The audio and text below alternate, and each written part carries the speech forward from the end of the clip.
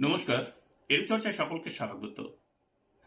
যাদের হাতে থাকবে দেশের ভবিষ্যৎ আর তাদের পরীক্ষাতেই হচ্ছে জালিয়াতি। আর এই জালিয়াতির মাস্টারমাইন্ড তারাই, যারা এই ভবিষ্যৎ গড়ার লক্ষ্যে পরীক্ষা ব্যবস্থা করছে। সবাই হয়তো নয়, কেউ কেউ। আমরা কিন্তু জানি যে সর্বভারতীয় প্রবেশিকা পরীক্ষা নিট, তাতে ব্যাপক পরিমাণ জালিয়াতি হয়েছে, প্রশ্ন ফাঁস সহ অন্যান্য সাদা খাতা ইত্যাদি ইত্যাদি। এরপরেও কিন্তু ইউজিসি নেট একটি পরীক্ষা হয়েছে, সেটাতেও এই ধরনের কিছু একটা জালিয়াতির আভাস পেয়েই পরীক্ষাটিকেই বাতিল করে দেওয়া হয়েছে, যদিও নিট বাতিল এখনো হয়নি। আর এই প্রশ্নপত্র ফাঁস ও পরীক্ষার নকল করা রুখতে আনা হলো এক কঠোর আইন, public examination act 2024, prevention of unfair means. এই আইনে এই দুর্নীতির বিরুদ্ধে কি কি শাস্তির বিধান রয়েছে, চলুন একটু আমরা একবার দেখে নিই।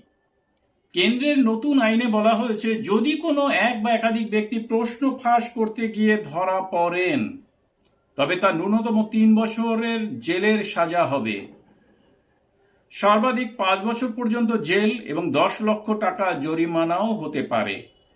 যদি কেউ উত্তরপত্রেও কোনো রকম পরিবর্তন করে, সেক্ষেত্রেও একই সাজা দেওয়া হবে।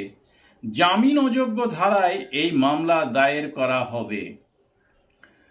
যদি কোনো নিয়ামক সংস্থা বা পরীক্ষা আয়োজক সংস্থা পরীক্ষায় নকল বা কোনো রকম জালিয়াতি সম্পর্কে জানেন কিন্তু রিপোর্ট না করেন, তবে তাদের 1 কোটি টাকা পর্যন্ত জরিমানা করা হতে পারে।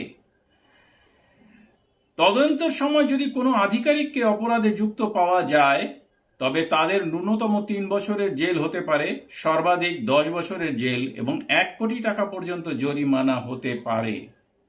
যদি পরীক্ষা আয়োজক সংস্থাই অপরাধে যুক্ত থাকে, তবে ন্যূনতম 5 বছর ও সর্বাধিক 10 বছর জেল হতে পারে, 1 কোটি টাকা জরিমানাও হতে পারে।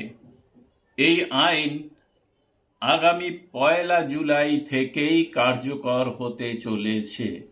আর এখন মনে হচ্ছে যে 1 জুলাই নয়, তার আরো আগে থেকে কার্যকর হলে হয়তো যারা এই দুর্নীতির হোতা, তাদের মনে হয়তো একটু ভয় থাকতো কিনা সেটি পরের ব্যাপার, কিন্তু আমরা আশা করতে পারতাম যে দুর্নীতি হবে না পরীক্ষাগুলোতে। সকলকে ধন্যবাদ জানিয়ে শেষ করছি। ভালো থাকবেন, সুস্থ থাকবেন।